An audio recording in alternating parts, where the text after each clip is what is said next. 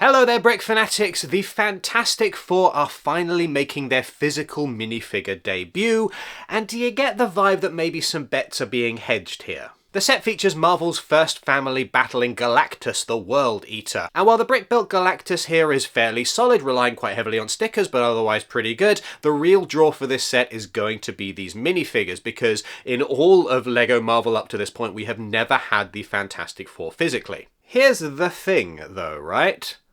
No, seriously, here's the thing. There's a whole big thing here, which I'm not going to go into in big detail, but essentially in the 90s, while suffering from bankruptcy, Marvel licensed out a bunch of their popular characters to various film studios. The Fantastic Four ended up with Fox.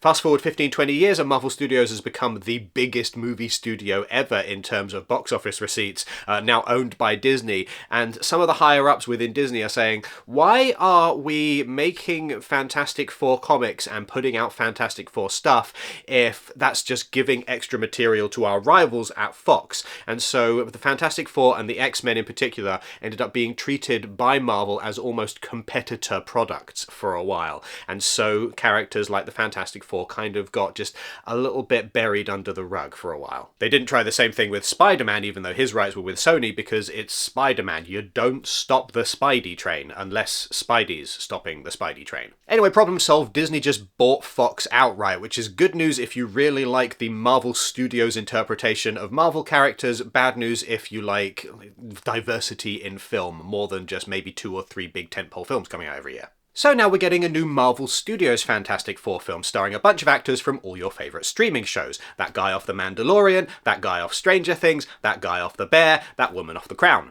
But where maybe a decade ago a big new Marvel film would have meant a bunch of new LEGO sets, now it feels like the LEGO group is being a little bit more cautious. If you look at the lineup of LEGO Marvel sets at the moment, it is very clear that everything up to Endgame is doing a little bit better than anything post-Endgame, which does kind of tie in with the general sentiment among the viewing populace as well, I would say.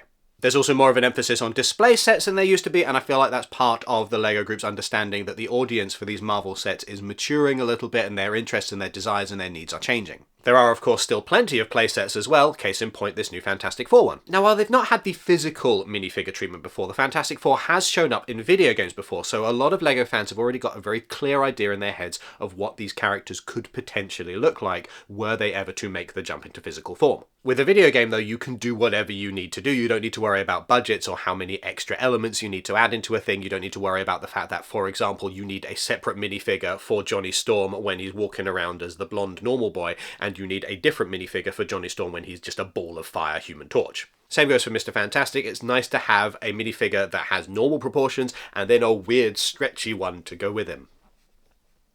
You can get away with one minifigure for the Invisible Woman because if you don't want her to be visible, you can just...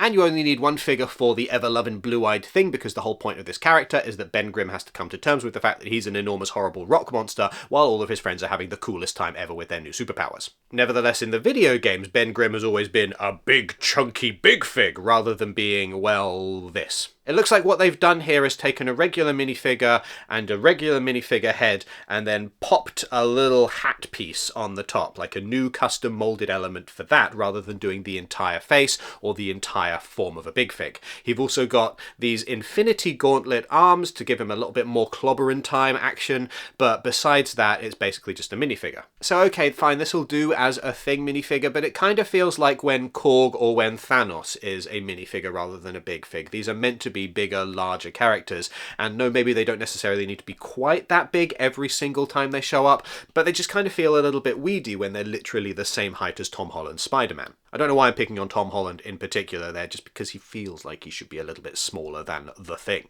So for the siblings Sue and Johnny Storm, you can kind of get away with just having standard minifigures and then imply their powers with extra things that clip into their hands. You've got little force fields or you've got little fireballs, and that kind of works. It would be nice to have a Human Torch that's all glowy. It would be nice to have a partially transparent minifigure for the Invisible Woman, but that would be kind of asking a bit much, I think. And then there's Mr. Fantastic, who... I'd have preferred if they didn't try to show his powers if this is the solution they came up with. Just sticking some bricks on his legs and look, he's got stretchy legs.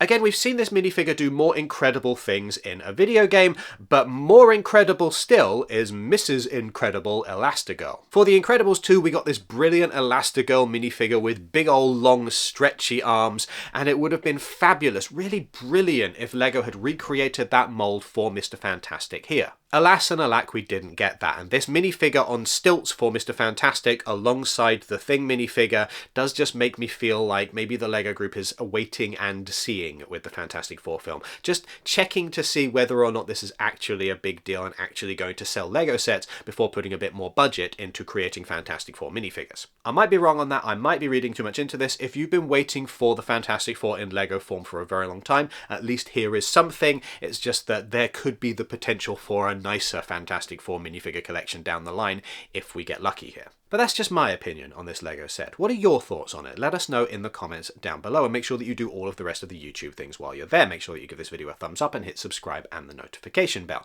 If you're going to be making any purchases from lego.com in the near future, you can use our affiliate link, which is down in the description, or the QR code that is currently on screen, which take you straight to the LEGO website. We get a percentage of the sale when you purchase through those links. Doesn't cost you a penny extra, but it helps to keep the lights on at Brick Fanatics. Make sure that you do go to brickfanatics.com for coverage of all things LEGO, and sign up to our newsletter so that you never miss anything LEGO related ever again. Thank you very much for watching. Have a wonderful day.